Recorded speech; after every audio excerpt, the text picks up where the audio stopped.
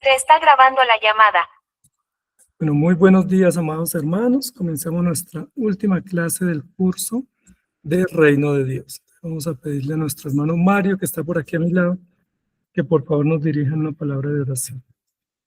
Amado Padre, te agradecemos, Señor, por este día, por esta mañana, por permitirnos reunirnos, Señor, en torno a ti. Te pedimos que disponga nuestra mente, nuestro corazón, igual que también la de nuestro profesor, para aprender de ti, Señor.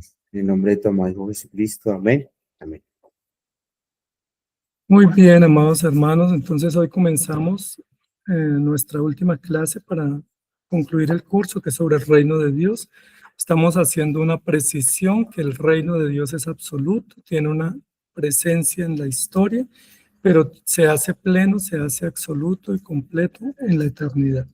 Que el reino de Dios es el reino de Cristo, pero que Cristo reina de manera plena y absoluta en el corazón de sus hijos, como Dios gobierna en todas las esferas de la vida y en todas las áreas de su reino, de su creación. Y hoy vamos a terminar con la última clase, que es la clase sobre otro de los aspectos del reino. Entonces, permítame, por aquí compartimos la pantalla y nos disponemos para tener ese tiempo de clase en esta mañana. Espérame a ver si puedo.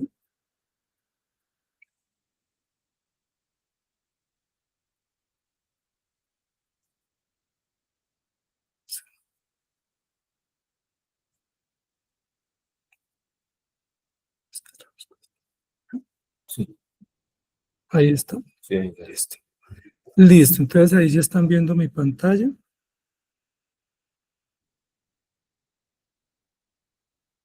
Entonces, hoy vamos a continuar con el curso del Reino de Dios y vamos a completar el tema hablando sobre otro de los aspectos del reino que tiene que ver con la adopción.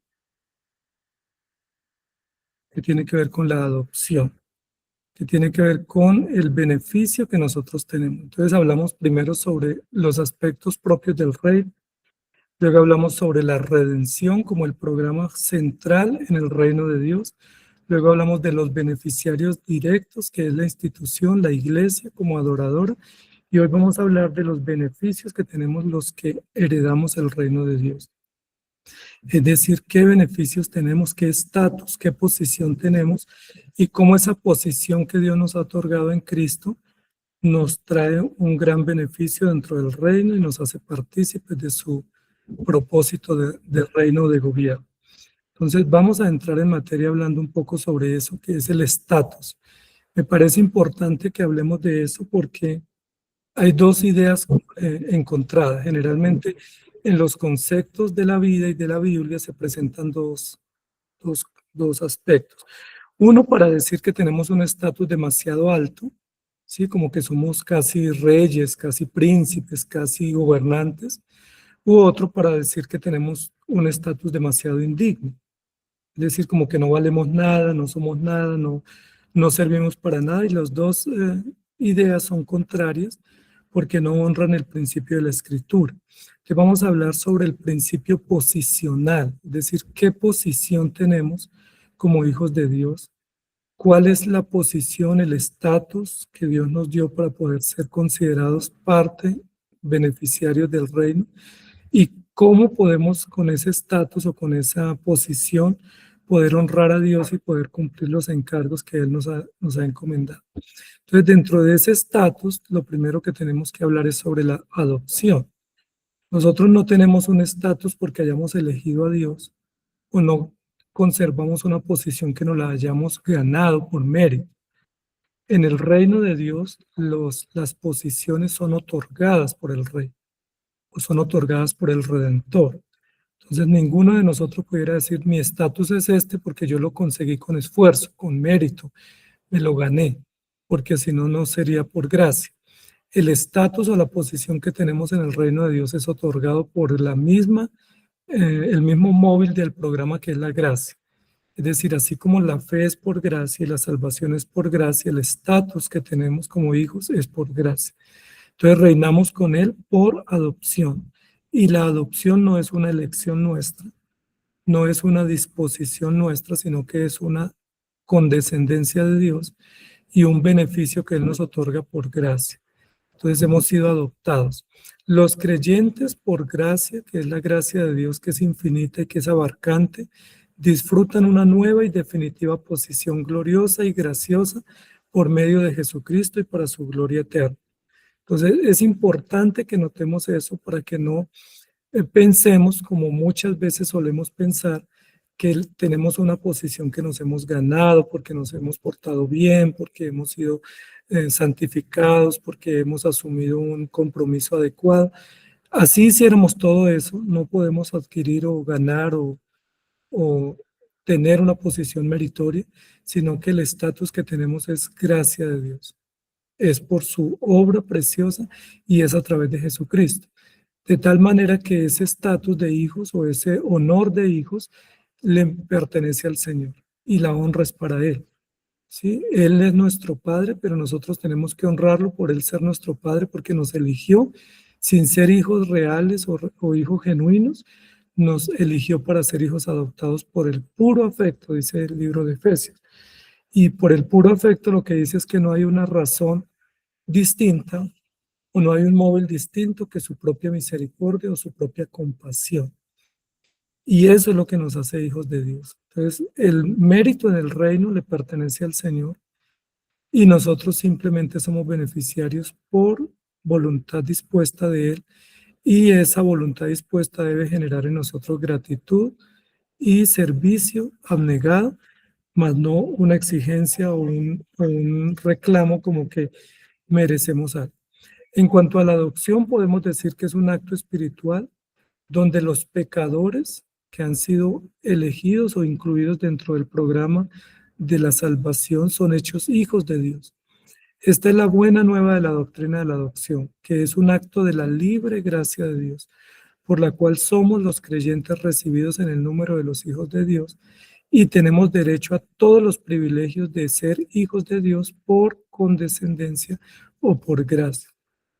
Entonces, la buena noticia es que es un acto de la libre gracia de Dios. Es decir, así como nosotros no podemos reclamar mérito o reclamar que lo logramos y lo merecemos, tampoco podemos atribuirle al Señor que le tocó salvar. Así como que Él no tenía otra opción y se vio forzado o se vio presionado a salvarnos o adoptarnos, sino que es un acto de la libre gracia. Es decir, Él lo hizo con autonomía, con libertad, con decisión, con voluntad, y no porque tenía una obligación o porque fue forzado o no tenía otra salida o le correspondió hacer. Algunos piensan que la salvación es un plan B donde Jesucristo le tocó. Sí, como que no había otra opción y Él dijo, bueno, pues si no hay quien, yo voy. Sí, si no hay quien lo haga, yo me esfuerzo.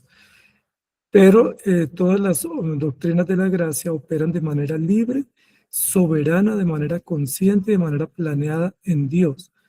De tal manera que la adopción nuestra como hijos de Dios es planeada, es determinada desde antes de la eternidad y ejecutada en la historia mediante la obra de Cristo, pero libre, soberana y conscientemente.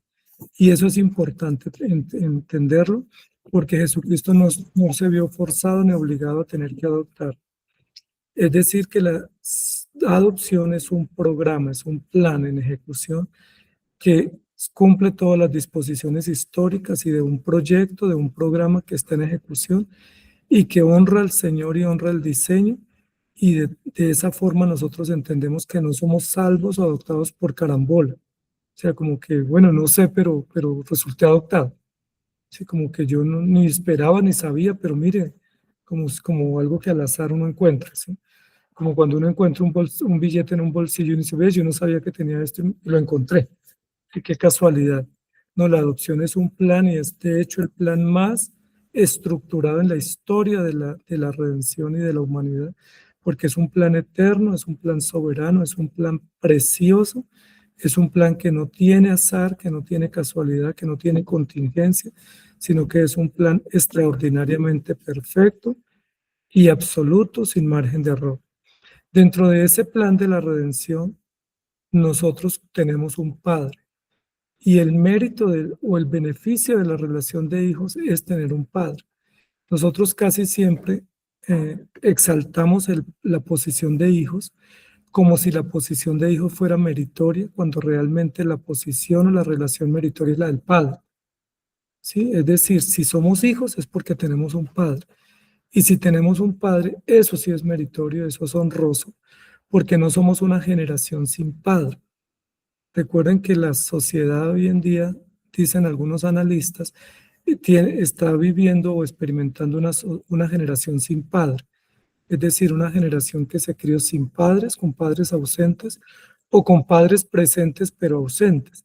Entonces, esta generación de jóvenes de 20, 30 años es una generación sin padre que en su gran mayoría no tuvieron la figura de un padre en el hogar, porque lo meritorio para un hijo, lo honroso para un hijo no es ser hijo, lo honroso para un hijo es tener un padre que se responsabilice, que lo sustente, que lo cuide, que lo corrija, que lo oriente, que lo direccione, y ese es el beneficio de la adopción. Entonces, un primer beneficio de la adopción es que tenemos un Padre, Padre nuestro, ¿sí? Padre nuestro que estás en los cielos. Un Padre común, un Padre que vela por todos y un Padre que es justo, bueno, compasivo, perfecto y que no tiene nada que ver con nuestros padres terrenales, que no es comparable con nuestro Padre terrenal, que fue injusto, que muchas veces ni lo conocimos o nos abandonó, pues no estuvo presente o que fue pecador y malo, que nuestro Padre es un Padre bueno, justo, compasivo, sabio, y ese carácter o ese principio de la paternidad en el tema de la adopción es supremamente maravilloso. A veces cuando hablamos de la adopción cristiana o de la adopción en Cristo, exaltamos a los hijos. Si es que yo soy un hijo de Dios. Y por supuesto que somos hijos de Dios, pero lo somos en razón de un Padre eterno y de un Padre justo y de un Padre absolutamente perfecto y compasivo. Entonces la adopción consiste en que Dios incorpore en su familia a todos los que confían en Cristo como Redentor. Nos acepta y adopta como sus hijos. Antes de la adopción éramos esclavos del pecado y hacíamos la voluntad de Satanás. El amor eterno de Dios es la fuente de la adopción mostrado en Cristo a través de la fe. Entonces, tener un padre, eso sí es maravilloso. Eso sí es grandioso. Nosotros estamos en Cristo no porque seamos inteligentes y hayamos elegido ese programa, sino porque tenemos un Padre bueno, justo, nos adoptó y nos hizo hijos de Él y nos relacionó en ese vínculo paterno como hijos de Él con todos los beneficios y todos los compromisos y todas las bendiciones de ser hijos de un Padre tan bueno y compasivo. Recuerden que para los hebreos era muy importante decir que eran hijos de Abraham. Sí, esa era una tradición importante. Incluso era casi como un dicho popular. Es que nosotros somos hijos de Abraham. Y lo menciona en la historia de la mujer samaritana y en otros lugares en la escritura, algunas discusiones entre fariseos y discípulos, es que nosotros pertenecemos a nuestro padre Abraham. ¿Ustedes de quién son hijos? Entonces nosotros podemos decir que no somos hijos de Abraham, ni somos hijos de Moisés, ni somos hijos de David, nosotros somos hijos de Dios, lo cual es mucho más grandioso y tiene un mérito extraordinario porque nos relaciona con el Padre eterno y con el Dios eterno, con la salvación eterna, de la cual hemos sido beneficiarios por condescendencia, por plan eterno y por gracia de Dios. En cuanto a esa paternidad, podemos decir que nosotros tenemos una relación con el Padre eterno y disfrutamos de libertad verdadera, pues somos libres del dominio del pecado y constituidos siervos de la justicia, la cual diseñó en su palabra para todos sus herederos. Esa relación o ese vínculo de ser hijos de Dios y hijos de un Padre eterno y bueno nos pone en un estatus o en un estado de libertad. Recuerden que los que no eran hijos o los que no son hijos o antes de nosotros ser hijos de Dios, estábamos esclavos en delitos y pecados, ajenos a la voluntad de Dios y totalmente a la deriva, pero no a la deriva libre, sino a la deriva esclavos, ¿sí? Rendidos a la condición del pecado y a los efectos del pecado. Pero una vez Cristo nos adoptó, nos hizo libres. Entonces tenemos un doble beneficio. No solamente entramos en relación con un Padre, que es el Padre eterno, sino que esa relación con el Padre, que es una relación de reino, una relación de beneficio, nos hace o nos constituye libres, verdaderamente libres. No la libertad utópica que el hombre piensa que tiene, sino una libertad real de estar en Cristo, libres del dominio y de la esclavitud del pecado y disfrutando de una relación estrecha de afecto, pero también de libertad, de gozo y de dignidad que hemos tenido a través de la obra de Cristo como Padre. Entonces, todos esos beneficios son beneficios del reino, no beneficios de mérito para los súbditos, sino beneficios de gratitud para los beneficiarios o súbditos del reino que tenemos como motivo de gratitud y de servicio. Esos beneficios no son beneficios de dignatarios, sino son beneficios que nos llevan a honrar, a reconocer y a adorar a nuestro Padre con solicitud por todo lo que Él ha hecho. Como dice la Escritura, ¿cómo no cuidar o cultivar esa salvación tan grande, la cual se nos ha otorgado por condescendencia, la cual no ganamos y la cual le pertenece totalmente a nuestro Dios? Entonces, nuestro Padre, con el cual disfrutamos de un vínculo de paternidad, es un vínculo genial de un modelo perfecto, porque en el modelo de paternidad de Dios, a través de Jesucristo para sus hijos, tenemos en Cristo un Padre bueno, perfecto, sabio, justo, compasivo, paciente, recto, fiel, que satisface todas las expectativas sobre la paternidad biológica y la supera con creces, al punto de no tener comparación y suplir toda inquietud, carencia o reclamo que nosotros podamos tener. Creo que todos los hijos tenemos algún reclamo de nuestros padres. Si los padres fueron muy correctos y muy disciplinados con nosotros, muy exigentes, pues nos quejamos de eso. Decimos es que yo tuve un padre que fue muy duro, muy exigente, que por todo me disciplinó.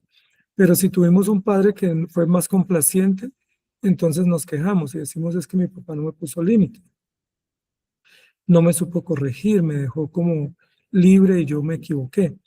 Pero en el carácter del Padre eterno que es Jesucristo, no tenemos ningún tipo de reclamo porque Jesucristo cumple perfecta y sabiamente todas las disposiciones con respecto a la paternidad y no deja ni carencias ni excesos, porque Él es perfecto como Padre y Él supera todas las carencias que podamos tener y los reclamos de nuestro Padre. Si alguien de los que estamos aquí dice yo tuve un padre que no fue bueno o la figura de autoridad que tuve no fue adecuada y eso me trajo problemas, pues en Cristo todo se supera porque Cristo es nuestro Padre perfecto. Cuando decimos Padre nuestro, estamos diciendo no solo que tenemos un Padre, sino que tenemos el único, perfecto, absoluto y sabio Padre que satisface, cumple, llena todas las expectativas que un hijo pueda tener sobre un padre y la supera con creces, es decir, nos da mucho más allá de lo que pudiéramos esperar, porque tenemos un Padre justo, pero también compasivo. Tenemos un Padre amoroso, pero recto.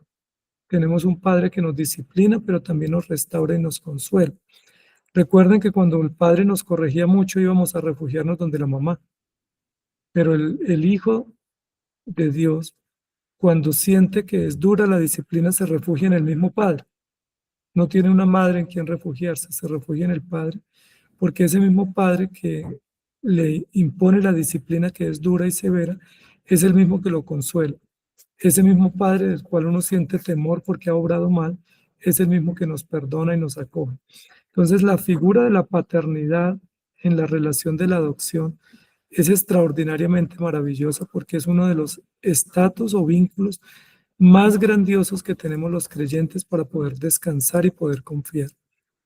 Recuerden que cuando Jesús le dijo a sus discípulos, ¿quieren irse? Ellos dijeron, pero ¿a quién iremos? Sí, ¿a quién iremos si tú eres nuestro Padre? Tú eres en quien tenemos todo. Tú eres quien satisface todo. Creo, amados hermanos, que una de las doctrinas que nos corresponde comprender un poco mejor los creyentes es la doctrina de la paternidad de Dios.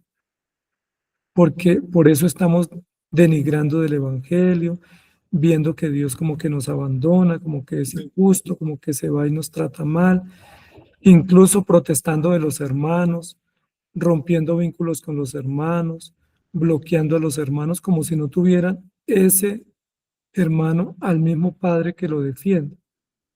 Cuando nos peleamos entre hermanos, estamos protestando contra el mismo padre que nos ha dado los encargos y que nos ha llamado para vivir en obediencia.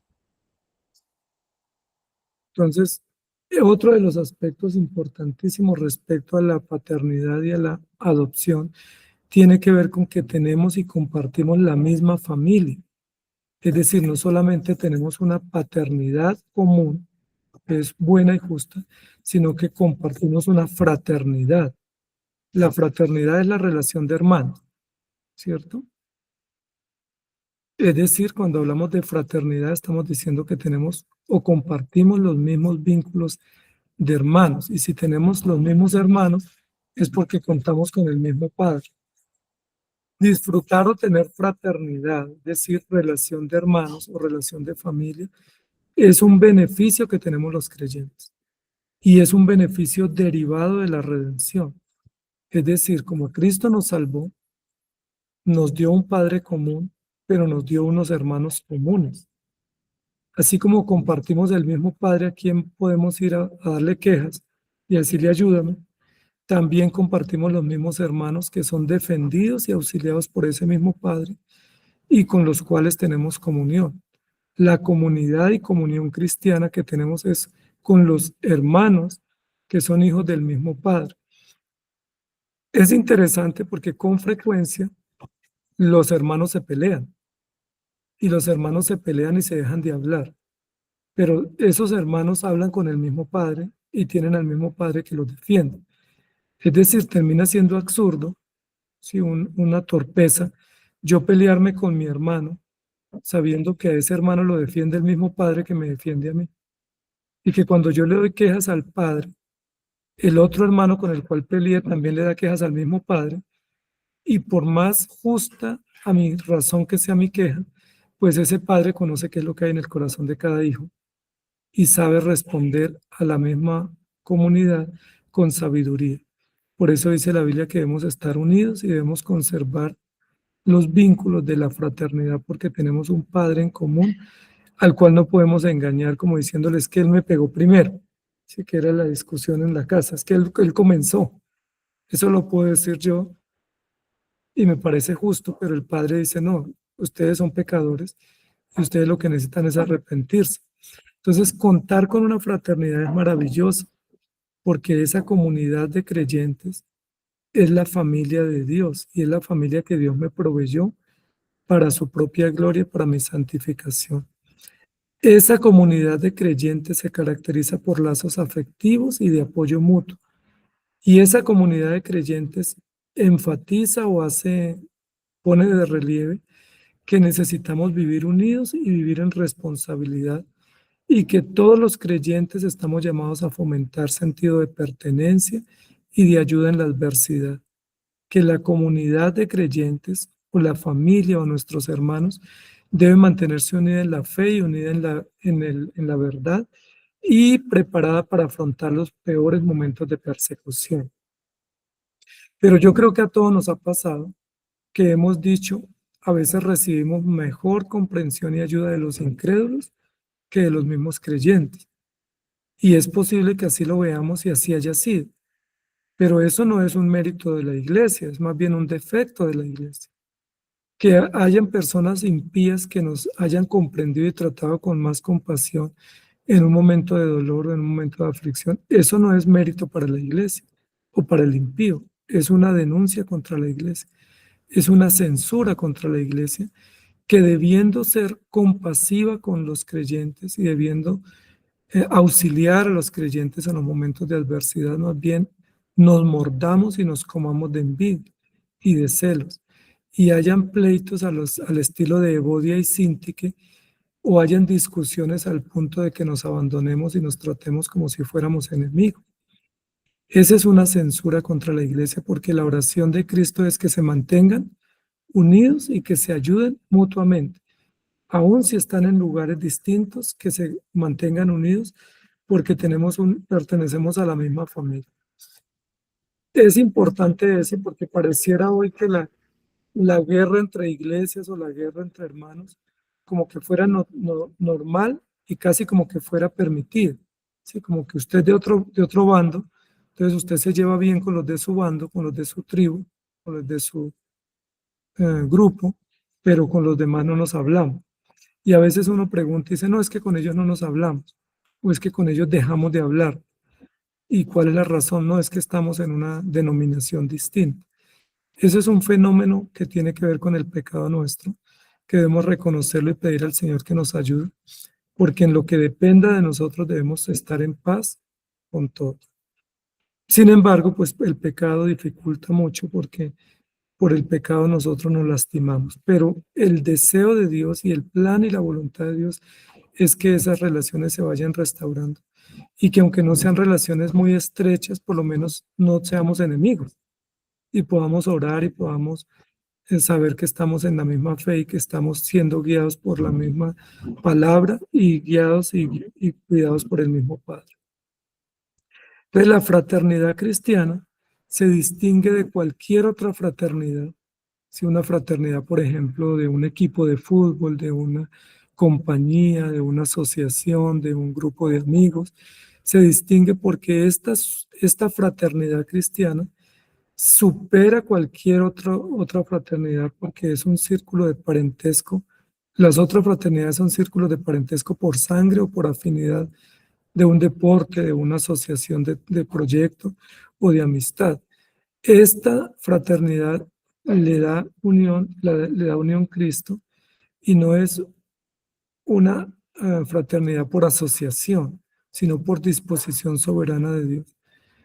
Su realidad es captada mediante la fe y hecha propia por los medios de gracia. Es decir, ¿qué nos hace pertenecer a la misma familia? Pues que Cristo nos salvó, que Él nos llamó por gracia, que Él derramó su sangre, nos dio la fe y nos dispuso los medios de gracia para que los usemos. Se basa profunda y definitivamente en la fe que nos asegura ser hijos de Dios y hermanos unos de los otros. Entonces, así como yo no elegí el Padre, sino que el Padre me eligió a mí, yo no elegí mis hermanos. Yo puedo querer tener otros hermanos. Yo puedo pensar que los hermanos de otra iglesia son mejores que los que tengo acá en la iglesia local. Yo quisiera pensar que por qué no hacemos un intercambio y me traigo los que me agradan y saco los que no me agradan. Sí, a veces hay familias que dicen o hermanos que dicen, mire, es que si él está aquí, los dos no cabemos. Si él está aquí, yo me voy. Como si pudiéramos elegir qué hermanos llegan y con quiénes nos quedamos. Esa es nuestra soberbia, es nuestra altivez, pero los hijos los dispone Dios y Él es el que los hace hijos de Él, y al constituir los hijos de Él automáticamente se constituyen en hermanos nuestros. No porque a mí me guste. Sí, a mí no me gustan muchos hermanos, pero me toca aceptarlos porque Cristo los aceptó. Posiblemente muchos no gustan de mí, pero aunque no gusten de mí, pues Cristo me aceptó y eso es, hay que reclamarle al Padre. Hay que decirle al Padre por qué lo hizo hijo usted a él y me hizo a mí también. Y eso es importante tenerlo en cuenta porque todos los celos, las envidias, las desavenencias que se presentan en la iglesia tiene que ver como con ese celo, esa disputa entre hermanos de decir, si él está, pues yo no quiero estar al lado de él, pero son hijos del mismo Padre, entonces tenemos que aceptarnos y tratarnos con respeto y apoyarnos unos a otros. Entonces la fraternidad no es menor a la paternidad, porque la fraternidad es el resultado de la paternidad. Es decir, si yo soy hijo y tú eres hijo, entonces somos hermanos. Y somos hermanos en razón no de que nos entendamos o nos gustemos, sino en razón de que Cristo nos aceptó. Y si a mí me aceptó por el puro afecto de su voluntad y a ti te aceptó por el puro afecto de su voluntad, pues tenemos que llamarnos hermanos, abrazarnos y querernos y tolerarnos. Porque imagínense los hermanos peleando delante del Padre. ¿Se acuerdan cuando los hermanos se ponían a pelear en la mesa y los padres viendo? O sea, es un acto deshonroso para los padres y que pone en entredicho la relación de los hermanos y muestra toda la maldad que hay en nosotros, pero los padres siempre nos dicen, pues tienen que arreglarse porque esa es la obligación. Entonces, importante que entendamos eso, amados hermanos, porque a veces con la idea de la iglesia local, entonces decimos como que yo me siento más cómodo acá y entonces me traslado o me voy, cuando realmente la comodidad no nos la da el grupo de personas en el que estamos, la comodidad y la seguridad de la pertenencia nos la da Cristo, que fue el que nos adoptó y nos acogió en su familia. Y tenemos que acomodarnos a la comunidad, ¿sí? Porque hay momentos en la vida de la iglesia que estamos plenos con los hermanos, pero hay momentos en los que aflora una cantidad de diferencias y hay que saber manejar esas diferencias con el amor y con el perdón y la reconciliación. La fraternidad cristiana se nutre en la comunidad de creyentes que celebran, predican, confiesan, crecen, participan, esperan y viven el Evangelio. La fraternidad cristiana se hace más sólida y más estrecha en la caminata compartida y en el experimentar grandes desafíos.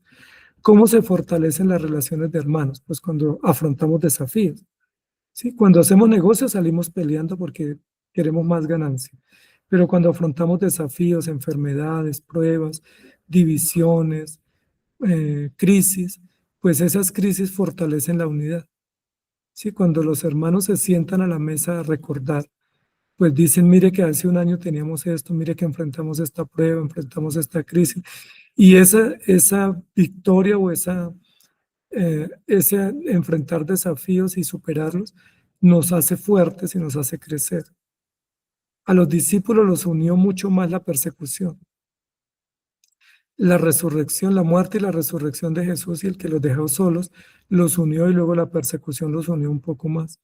Entonces, ¿cómo nosotros vamos a enfrentar las diferencias? Pues estando unidos, enfrentando grandes desafíos, caminando juntos, porque es allí donde se nutre la fe y se nutre la confianza y se nutre el crecimiento y vamos fortaleciéndonos en el reino de Dios. Entonces, la familia de hermanos se hace fuerte en la medida que afronta grandes desafíos. Cuando hay sacudidas, pues ahí uno se da cuenta quién está, quién permanece. Cuando hay pruebas, los que soporten la prueba y la superen, uno dice, estos son hermanos de verdad, estos son hermanos reales que se permanecen. Recuerden que Pablo se queja en segunda de Timoteo, en primera y segunda de Timoteo, de que cuando estuvo en la cárcel pocos lo visitaron y muchos se fueron en contra de él. Y uno diría, en contra de Pablo, qué ignorantes, irse en contra de Pablo si era un gran siervo, un gran apóstol, un hombre que dio la vida por la causa. Sin embargo, Pablo dice, muchos me abandonaron y se vinieron en contra. Se fueron o se separaron todos aquellos que estaban interesados en que eran convenidos y algunos pocos quedaron.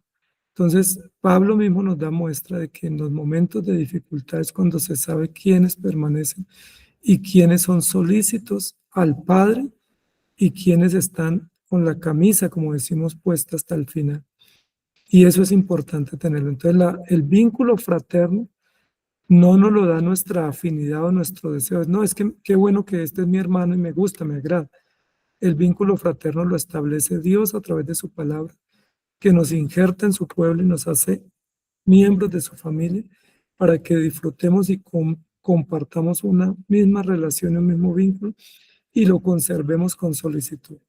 Entonces, llevamos dos aspectos de cómo en la posición de hijos podemos disfrutar del reino de Dios. Entonces, disfrutamos como hijos porque tenemos un Padre bueno y justo, pero disfrutamos como hijos en que tenemos hermanos. Una de las grandes dificultades de la iglesia hoy es el compromiso en la membresía y el compromiso en el servicio en la iglesia. ¿Y por qué no generamos compromiso? Porque decimos es que a esa iglesia le falta amor, es que yo no me llevo bien con los que se congregan, es que no he podido sentirme a gusto, pero es que la iglesia no está diseñada ni para sentirnos a gusto, ni para tener disposición, sino para que nos comprometamos con Cristo y que ese compromiso con Cristo nos ayude a tolerar y a sobrellevar y a buscar vínculos estrechos con los hermanos. Y el otro aspecto que es el de la herencia, somos herederos. Ser herederos también es importante porque es un resultado de la obra paterna de Cristo en nosotros. No solamente nos liberta a través de la adopción, no solo nos da hermanos y nos da una institución en la cual congregarnos y a la cual pertenecer, que es la iglesia, sino que además nos constituye herederos.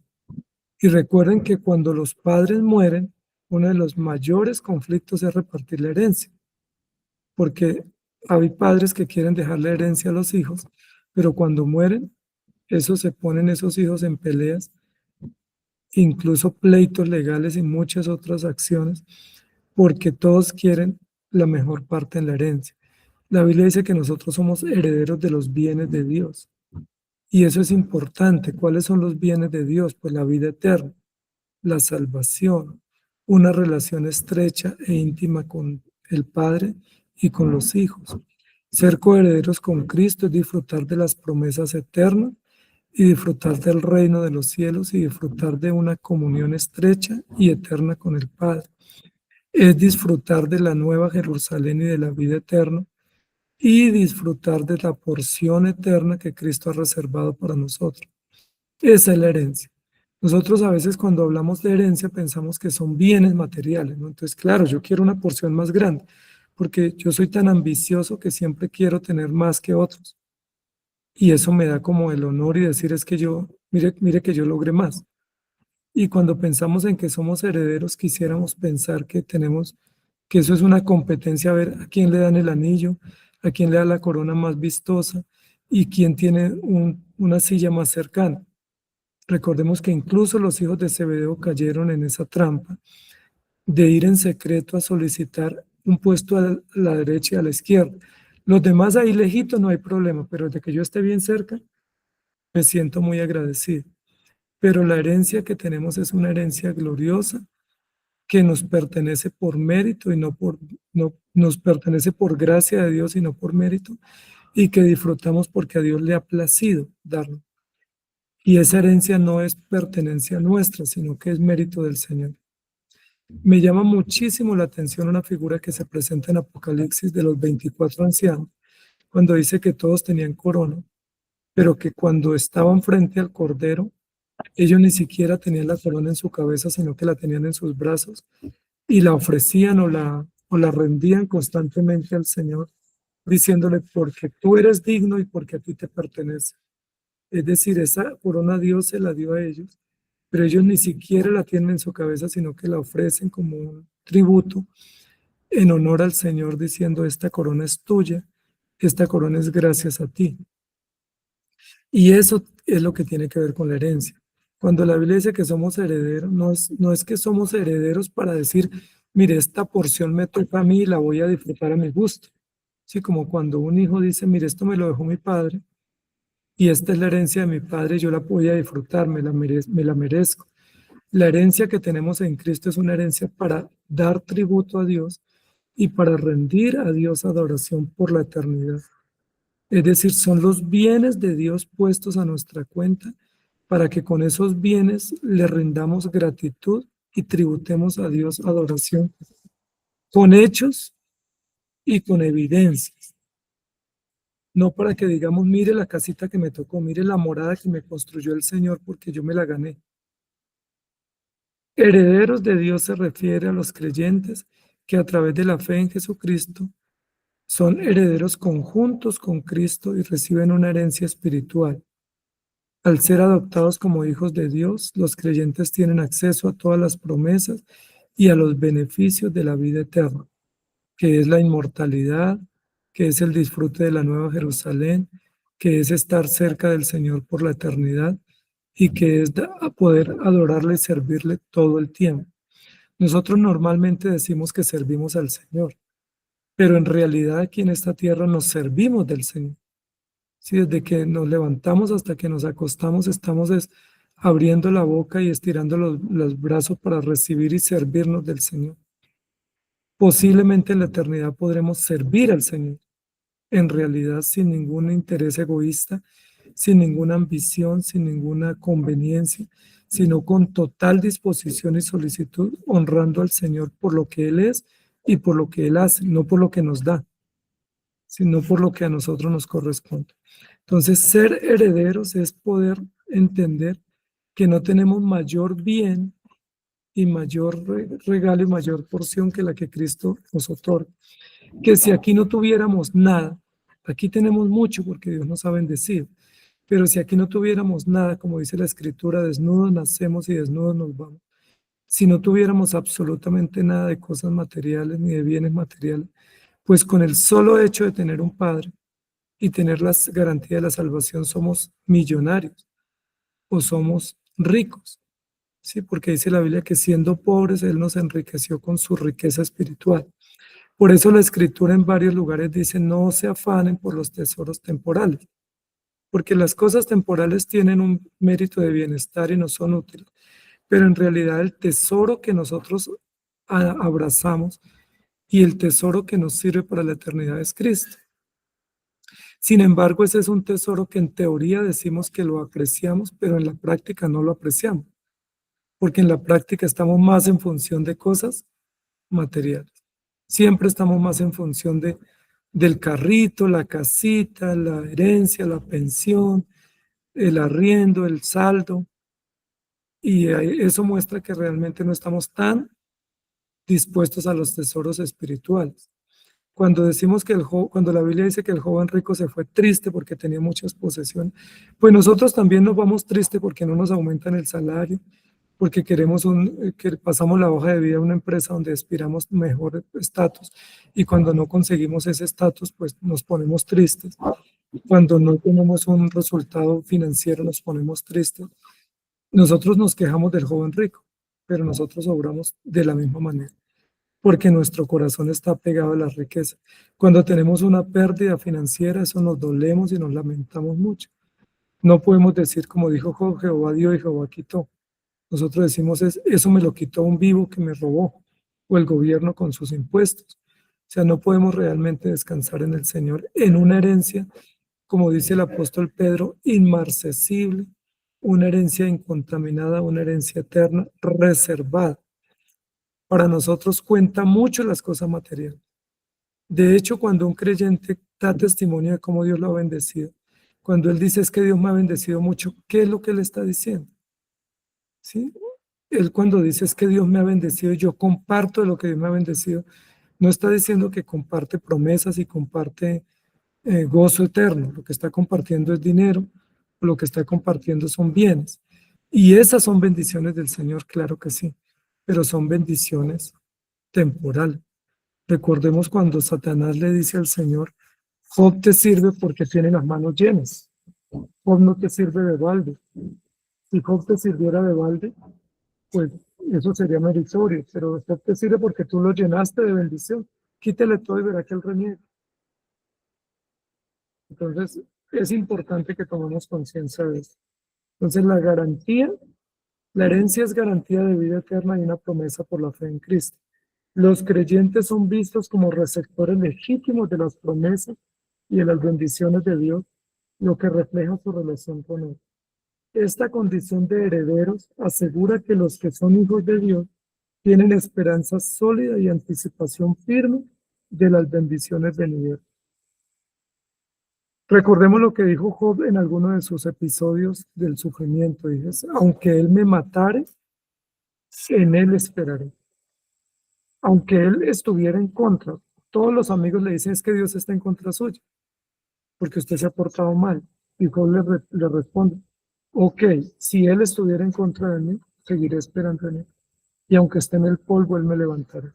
Y desnudo, así, desnudo volveré allá al Señor. Haciendo eco de que realmente las cosas temporales son pasajeras y que nuestra verdadera herencia, nuestro verdadero y único tesoro está en Cristo. Y ese tesoro y esa herencia es la que admiramos y apreciamos y la cual no nos será quitada. Recordemos cuando el episodio de Marta y María y Lázaro, le dice, Señor, ¿no te da cuidado que María no me ayude? El Señor le dice, ella escogió la mejor parte, la cual no le será quitada, que es la herencia eterna, que es la esperanza y el gozo, y que es la seguridad eterna en Cristo. Entonces tenemos una posición en Cristo, reinamos con Cristo. Hemos sido posicionados como hijos y no como bastardos. Hemos sido posicionados como libres y no como esclavos, como redimidos y no como condenados. Este estatus que tenemos de hijos es un estatus oficial, es un estatus legal y perenne, lo que define una relación imperecedera, inmarchitable, segura, gloriosa y reservada. No es un estatus por hoy si me porto bien, ¿sí? Solemos siempre pensar es que como me porté mal, el Señor me va a castigar y me vino esto por aquello que obré mal, como si la posición dependiera de algo, como si la posición estuviera condicionada. El Señor no dijo, te hago hijo mío si oras todos los días, te hago hijo mío si no faltas el domingo, te hago hijo mío, pero si no me honras, pierdes el estatus de hijo. Eso no dice la escritura dice, serás hijo y punto, porque esa posición, ese estatus es seguro y garante de la obra de Cristo. Romanos 8:15 dice, pues no habéis recibido el espíritu de esclavitud para estar otra vez en temor, sino que habéis recibido el espíritu de adopción por el cual clamamos Abba Padre. Habéis recibido, no ganado, recibido. Es un mérito eh, que viene de la gracia de Dios y no de nosotros. Y en Efesios dice, en amor habiéndonos predestinado para ser adoptados hijos suyos por medio de Jesucristo según el puro afecto de su voluntad. ¿Cuál fue el móvil? ¿Qué movió a Dios, a Cristo, para hacernos hijos? Su voluntad, su gracia, su compasión, su afecto inconmensurable, no ninguna obligación. Y en 1 Juan 3:1 dice, mirad cuál amor nos ha dado el Padre para que seamos llamados hijos de Dios. Por eso el mundo no nos conoce porque no le conoció a Él. El amor infinito, incomprensible de Dios es el móvil por el cual hemos sido constituidos hijos de Dios. Entonces, amados hermanos, ¿qué beneficios tenemos en la posición que tenemos con Cristo? Dice la Biblia que nosotros reinamos con Cristo. ¿Cuáles son esos beneficios de reinar con Cristo? ¿Cuál es la posición que tenemos mediante Jesucristo? Que hemos sido adoptados, santificados, regenerados, reconciliados, justificados, redimidos, que Cristo ha sido nuestro sustituto y el que ha propiciado para que nosotros podamos tener todos esos beneficios. En ninguno de estos hechos nosotros aportamos. En ninguno de estos nosotros aconsejamos o dimos un granito de arena, sino que en todos estos hechos y estas acciones Cristo es el garante absoluto y el benefactor absoluto, y nosotros simple y llanamente beneficiarios. Pues sí somos hijos, claro que sí, pero hijos para estar al servicio del Padre y a la disposición del Padre, no hijos como los hijos de hoy que se encaran a los padres a reclamar, que hoy en día un hijo es el que le reclama al padre. Y es un hijo es el que deshonra al padre, y ese es el hijo valiente, ¿no? El hijo que es capaz de sentarse tú a tú con el padre y decirle, papá, tú no eres mi padre, o deshonrado, como el hijo pródigo. Pero no es la posición que tenemos como hijos de Dios. Como hijos de Dios tenemos el honor de ser sus hijos, pero ese honor se traduce en adoración, honra, servicio, sumisión y gratitud. Si no es esa la condición, pues no somos hijos, sino que somos beligerantes, rebeldes en contra del Creador. El reino de los cielos lo disfrutan los hijos con su Padre en una relación santa, justa, perfecta y eterna en la gloria celestial. Sí disfrutamos una relación, pero es una relación en la cual siempre seremos hijos y nunca llegaremos a ser padres. Seremos hijos sumisos, en dependencia del Padre y en honra y en adoración al Padre. Entonces, amados hermanos, todo esto lo tenemos por gracia, por la redención, y es una gracia que Dios nos ha otorgado para que vivamos como hijos de Él. Pues vamos a dejar hasta por aquí, amados hermanos, para que tengamos tiempo de poder participar y poder compartir las inquietudes y los aportes relacionados con cómo nosotros reinamos, cómo nos beneficiamos de ese reino, pero cuál es el lugar y el estatus que tenemos en el reino como hijos, y no como hijos reclamando derechos, como hoy en día se ve. Entonces, escuchamos intervenciones, los aportes de ustedes, amados hermanos. Pastor José. Es muy bonito recordarnos cada día esto, ¿cierto? ¿Por qué? Porque nosotros creemos que lo merecemos todos, que lo merecemos todos, y lo que tenemos se nos olvida que no es por mérito nuestro, sino que es por mérito de Cristo. Por eso pasa lo que pasa, por eso nos portamos incluso como niños mimados y rebeldes ante un Padre terrenal, como reaccionaría un Padre terrenal, pues cediéndonos todas las cosas para satisfacer nuestra necedad y nuestros gustos. Pero qué tan bonito esto. Y me llamó mucho la atención el día de hoy ver cómo este Padre es distinto ver cómo este Padre es distinto a los hijos en la tierra. Cuando un padre nos regaña, nosotros nos refugiamos donde la madre. Pero mira que aquí, cuando este padre nos corrige, nos regaña y todo eso, vamos donde el mismo padre, porque no tenemos una madre. Cuando dos hermanos se pelean, qué bonito que ante el mismo padre se pide justicia, porque cada quien reclama justicia, cada quien cree que hizo lo justo. Pero Dios, que conoce el corazón, sabe cómo obrar y en quién obrar. Exactamente, mi amado pastor. Importantísimo eso, que uno siempre decía en la casa, pues yo ya sé a quién le pido permiso, porque si le digo a mi papá no me da permiso, pero mi mamá sí me da permiso. En cambio, en el Señor tenemos que todos ir a Él mismo y todos somos auxiliados sabios justamente por Él. Muy bien, pastor. ¿Qué otra opinión tenemos? Gracias, gracias.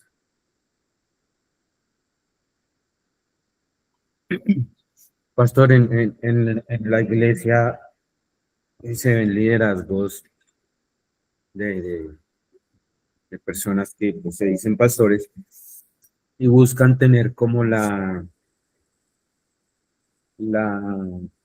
franquicia de esa paternidad, haciéndose a sí mismos padres, entre comillas, espirituales de las ovejas, pero con fines no santos, ¿no? Buscando pues manipular, pues y sacar beneficios de esa supuesta paternidad, y muchas veces debido al conocimiento del acercamiento de las personas que se acercan, que cuentan su historia, y ven la falencia, ven la escasez, o ven que no hubo padre, que no hubo esa imagen, y la usurpan, ¿no? Y del otro lado, la otra persona también la cede, la entrega, volviéndose una relación no sana debido a la usurpación de ese lugar privilegiado. Digo que, aunque entiendo que no todos tuvimos la fortuna de tener un papá que nos corrigiera, que nos diera ejemplo, que nos llamara la atención, pero de esa falencia pues hay ventajas y una relación dañina. ¿Cómo contrarrestamos eso? ¿O cómo hacemos entender a las personas que eso está mal, que eso está errado? Muy buena pregunta, mi querido diácono. Pues primero, solo tenemos un padre.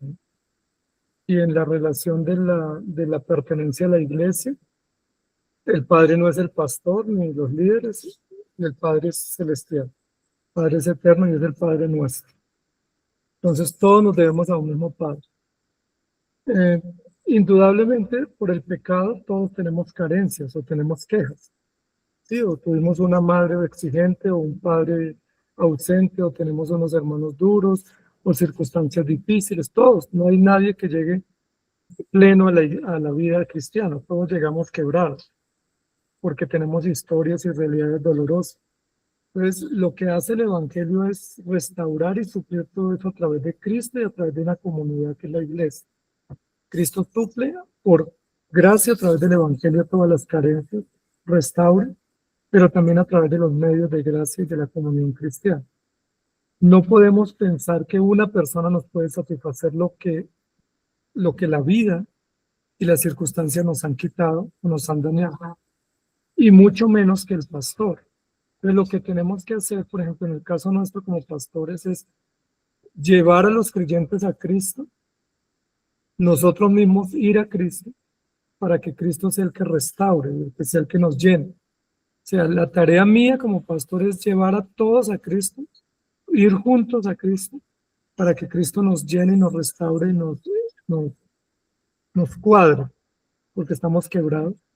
Y no decirles, vengan a mí porque yo soy el que les suple, o sea, yo soy el papá de ustedes. Claro que uno encuentra personas muy carentes de afecto, carentes de estímulo, carentes de valor, con estimas y conceptos de sí mismo muy bajos. Y es la oportunidad que uno pudiera aprovecharse, uno pudiera decirles, venga todos los días y yo lo instruyo, o tráigame su dinero y yo se lo administro, o venga y yo tomo las decisiones por usted. Y ejercer abuso de autoridad y manipulación, porque hay mentes débiles y hay gente viva y oportunista.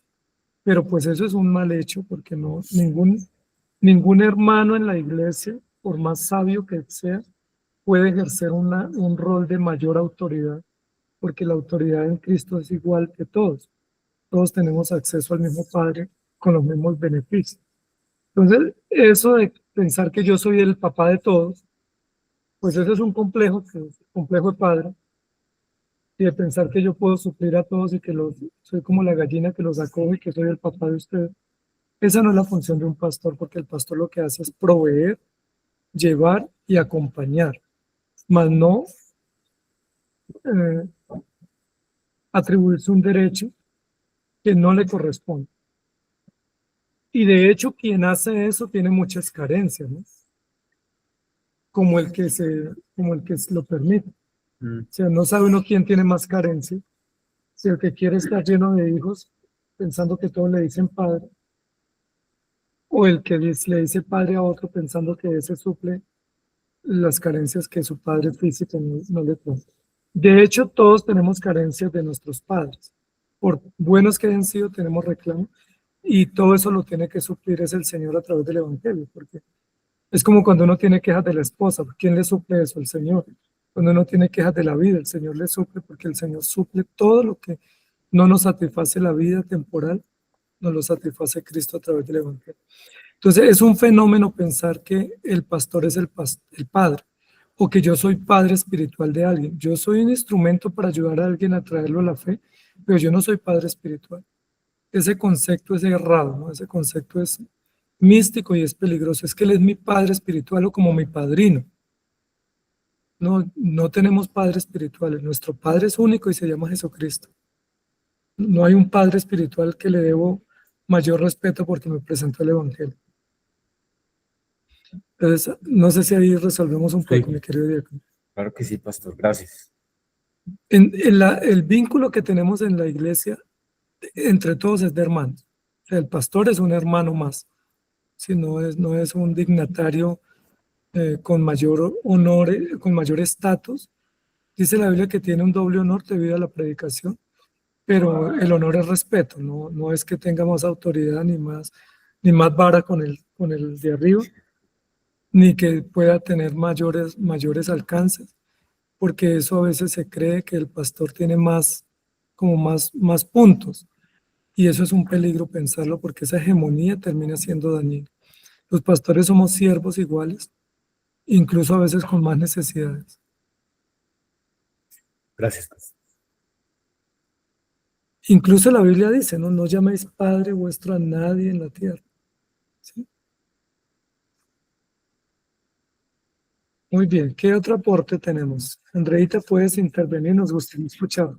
Doctor José, Mateito. Me llama mucho la atención lo que acabaste de decir,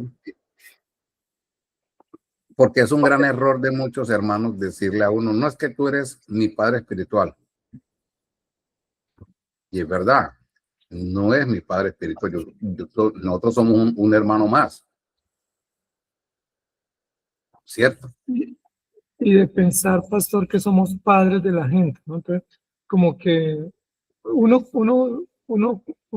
se vuelve mañoso, perdóneme el término, pero uno se vuelve mañoso. Si uno comienza a decirle a la gente, es que usted es mi hijo, y yo lo necesito como mi hijo, pues comienza a generar una vulneración contra las personas frágiles, porque lo que le está diciendo es yo soy su papá, es decir, cuénteme a mí sus cosas.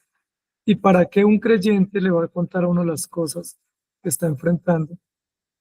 O sea, ¿qué bien le hace uno? A veces uno les hace mal, porque no les ayuda a ser responsables, a tomar decisiones, a que asuman los riesgos de sus malas decisiones. O sea, yo creo que el deber nuestro es a que los creyentes tengan madurez y firmeza y crezcan. Amén.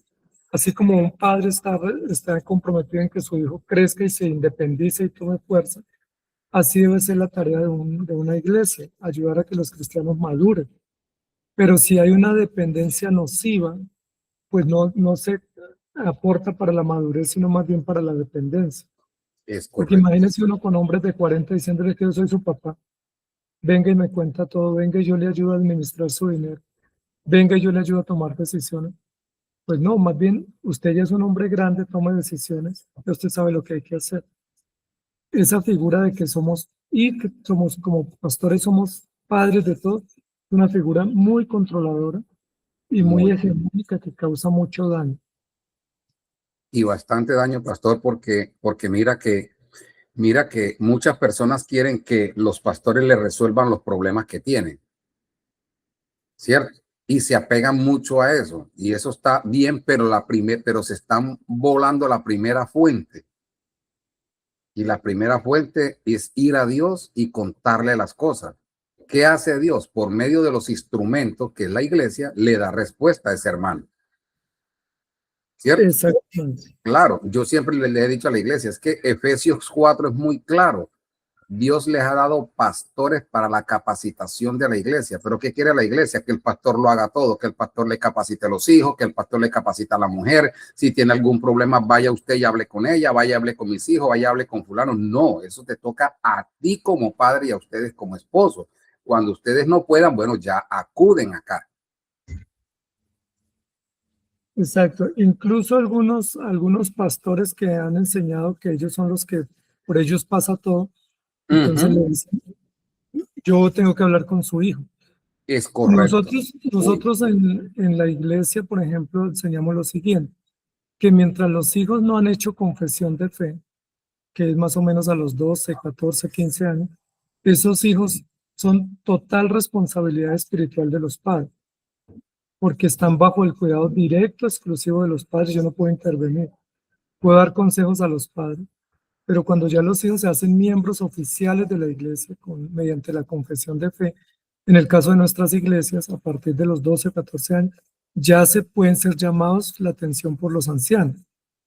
Pero no es que los pastores tienen control, sino que les pueden orientar y llamar la atención porque ya son miembros de la iglesia. Pero no es que el pastor es el que los educa, ni los aconseja, ni les decide si tienen novia o no. Eso es decisión de los padres y de los hijos. Los pastores solo dan consejo y ayudan y orientan, pero no son los que deciden qué hacen con los hijos. Entonces, es importante eso porque ese concepto de paternidad espiritual es un concepto nocivo, no es un concepto cristiano. O sea, yo no soy padre espiritual de nada. Yo soy hermano y soy apoyo y soy consejero y soy siervo, pero no soy padre espiritual de nada. O sea, yo no soy responsable de nadie. Pues soy responsable de ayudar, de orientar, de acompañar, de servir, mas no tengo autonomía sobre nadie espiritualmente, porque la Biblia dice cada uno llevará su propia carga, cada uno responderá por sí mismo, pruébese cada uno a sí mismo. Excelente, pastor. Muy buen aporte. Gracias. Porque la Biblia también en Juan dice que no somos hijos de carne ni sangre, sino del Espíritu, de Dios. Ahora, cuando dice en un texto que hay que tratar a los ancianos como padres, es como padres, es decir, con respeto, con cariño, con gratitud, porque son adultos, son mayores y son columnas de la iglesia.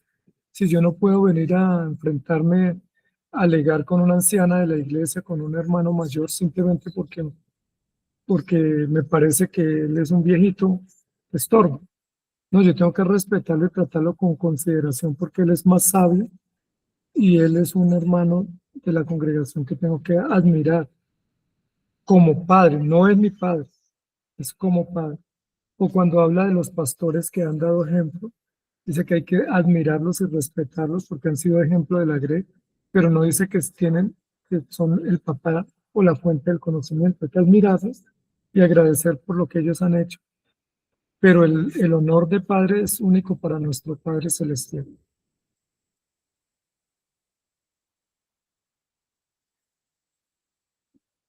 Muy bien. ¿Quién más tiene aportes, preguntas?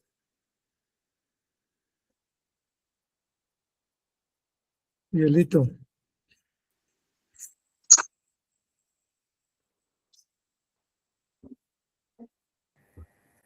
Buenos días. Miguelito Ay, a y los Jonathan. ricos. Buenos días. Pues la verdad no tengo mucho que decir, pero pues me parece muy interesante la clase porque muchas veces no entendemos cuál es nuestro lugar pues con Dios y tal vez muchas veces pensemos que nosotros merecemos más, que tal vez en la herencia es poco, que porque pues no sé, nosotros somos los hijos, entonces a veces pensamos que vamos a mandar o algo así, o que vamos a estar súper, o sea, más allá de lo que nos da Dios, pero también a veces podemos pensar que, que pues que es poco, ¿no? Entonces es interesante ver cuál es nuestro lugar y entender el privilegio que tenemos pues con la herencia que nos ha dado nuestro Dios, que pues es muy importante y que así como somos llamados hijos de Dios, pues que también tenemos un deber de ser sus siervos, como siervos, y pues que también tenemos que buscar la paz y buscar pues tener como lo mejor en nuestras relaciones.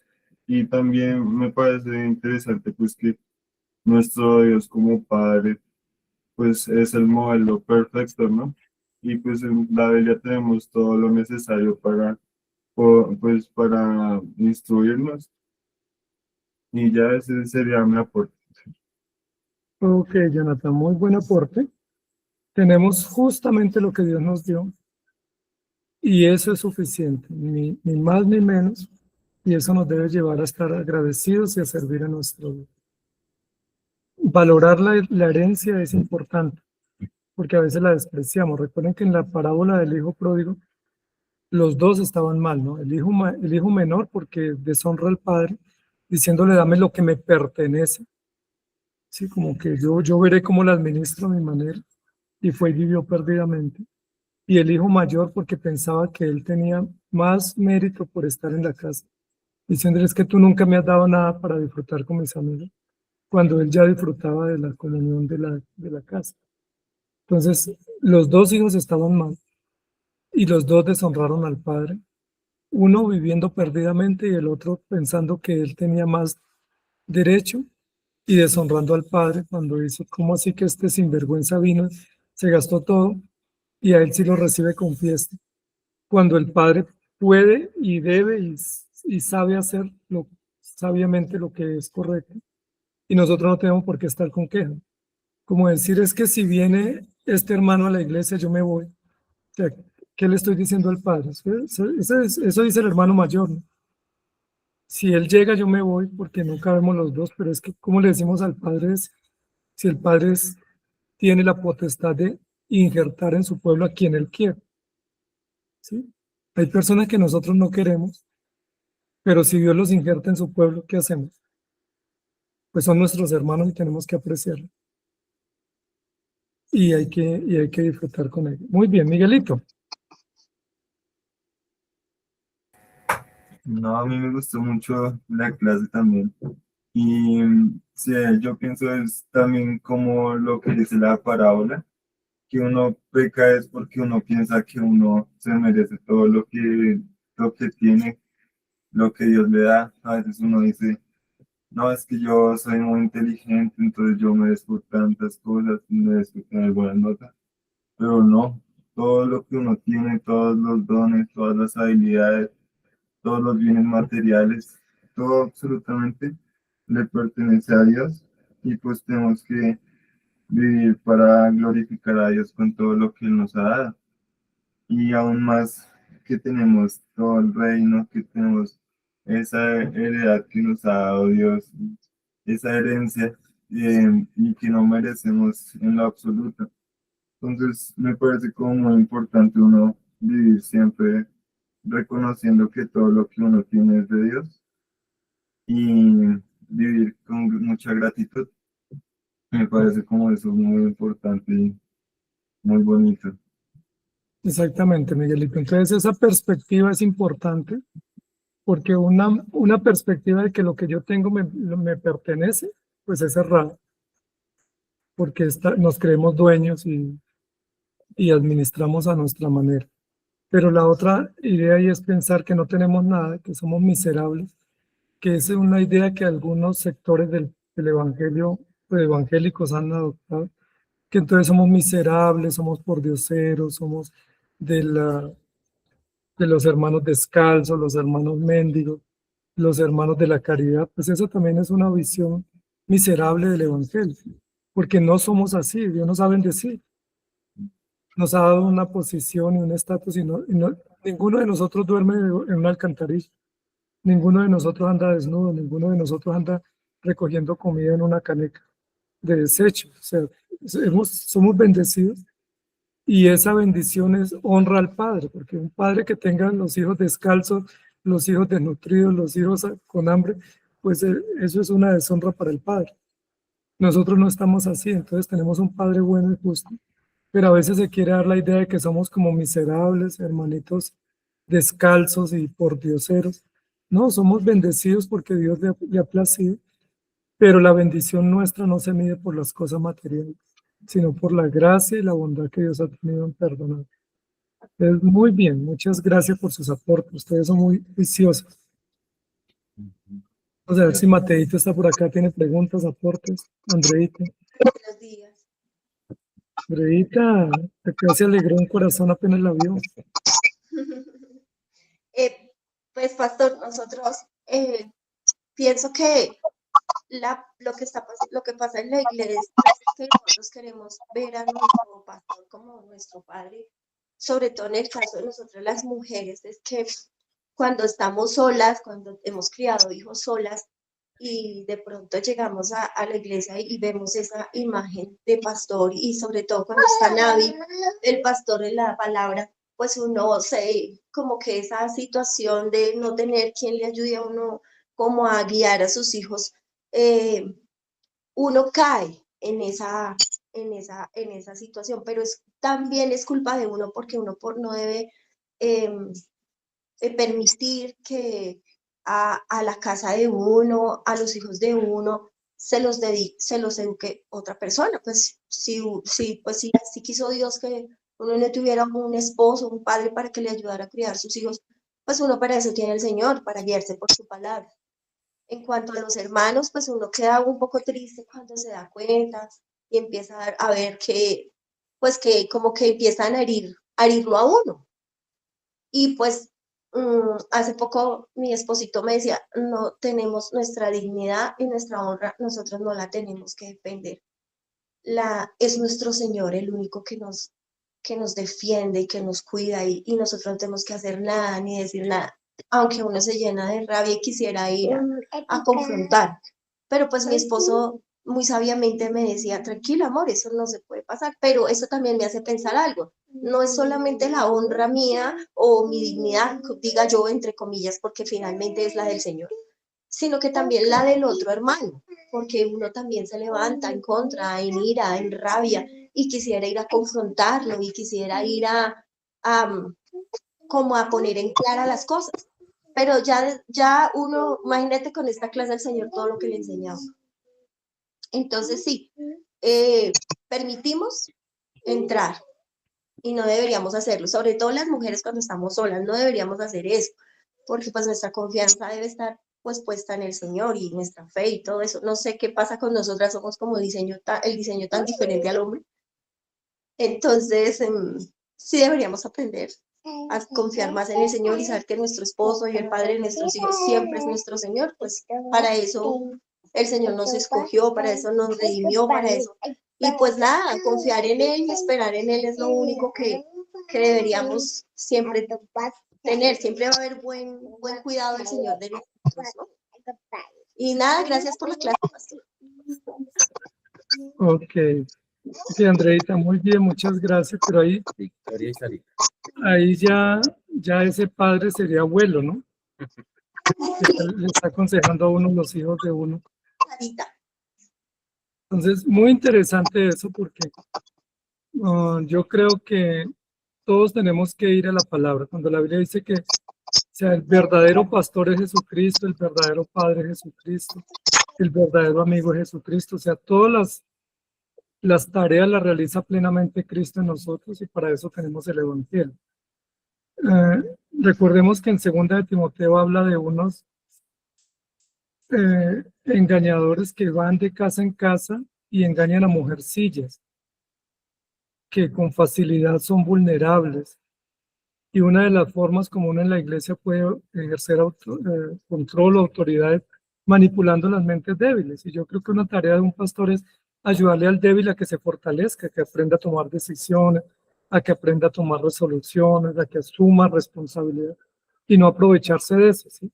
Si alguien llega y no sabe administrar el dinero, pues le podemos ayudar a orientar, pero no decirle yo se lo administro. Sí, porque lo más fácil sería pongan todos el dinero acá en mi cuenta y yo se lo administro. No, yo te doy pautas cómo lo administras. Si tú no sabes cómo gobernar tu hogar, pues te vamos a ayudar. Si tú no sabes cómo organizar tu hogar, tu pareja, te vamos a dar consejos y instrucciones, más no decir yo tomo decisiones por ti, porque eso es un abuso y una vulneración muy grande que no está permitida. Y es una deshonra también al principio de la familia, porque es igual como cuando la esposa ve que el esposo está obrando mal. Pues ella, si es una mujer sabia, tiene que decirle, mi amor, estás obrando mal, tu deber es este y no suplantarlo. Si yo veo que hay una familia que está obrando mal, mi deber no es suplantarlos, ni aprovecharme, sino más bien orientarlos. O un joven está obrando mal, pues no es aprovecharme, sino como hermano mayor o como cristiano más maduro, darle pautas de cómo volver al camino. Entonces, a veces lo que hacemos es, tú no lo haces bien, entonces venga, yo te suplanto. Y pues esa suplantación termina riesgosa para todos y crea figuras equivocadas que no tienen que ver con el rey. Pues muy bien, amados hermanos, ¿algo más antes de terminar? Entonces no hay que permitir que nadie ejerza control sobre nuestra vida, control abusivo, control manipulante, porque nosotros también permitimos. Y hay que saber que hay unos límites, es igual como cuando le enseñamos a un niño, tu cuerpo te pertenece, no puedes permitir que nadie toque tu cuerpo, nadie te exponga tu cuerpo. Pues de la misma manera, un creyente hay que decirle, hay unos límites. Si, por ejemplo, si la iglesia te dice, tienes que entregar todo tu dinero, pues eso es un abuso. Tienes que contar todos tus problemas, eso es un abuso. La iglesia puede cumplir unas funciones, pero no puede ejercer abuso ni control espiritual porque eso es totalmente nocivo.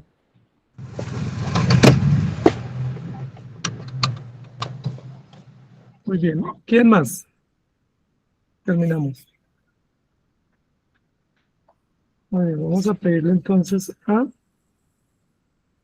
Miguelito que nos despide en oración.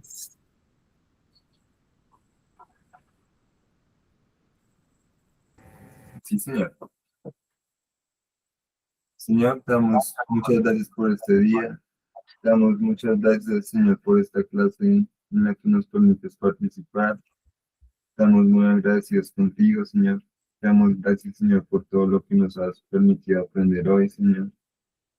Porque nos muestra, Señor, que existe el reino de los cielos, Señor, que tú eres su rey, que tú eres su gobernador, Señor, que gobiernas con justicia, que nos has constituido hijos tuyos, Señor, hijos adoptivos por tu gracia, Señor, que nos das un gran valor, nos has dado un estatus, Señor, nos das muchas cosas, Señor, que nosotros no merecemos, Señor, nos das una heredad, Señor, y nos permites ser partícipes, Señor, de este reino. Estamos muy agradecidos contigo, Señor. Te damos muchas gracias, Señor, por todo el amor que tienes con nosotros, Señor, por tu gracia, Señor, por todas las cosas que nos das, Señor, por todas las bendiciones. Te pedimos, Señor, que podamos vivir con gratitud, Señor, reconociendo que todo lo que tenemos es tuyo, Señor, usando todo lo que nos das, Señor, para glorificarte, para seguirte, Señor, que nos permita, Señor, seguir adorando, Señor, y exaltando tu nombre, Señor, y que nos permita, Señor, ir a ese reino, Señor, participar en el reino de los cielos, Señor, y estar junto a ti, Señor. Te damos muchas gracias, Señor, en el nombre de Jesucristo. Amén. Amén. Amén. Amén. Amén. Amén. Muchas gracias, amados hermanos, que el Señor los bendiga. Lo mismo, pastor. Mira al abuelo, salve al abuelo Mario. Muchas gracias, pastor. Sí, hasta luego, pastor, y a todos, muchas gracias por la clase. Sí, Chao, bendiciones, Chao, amados muchachos, hermanos. que estén Nos vemos la bien. próxima.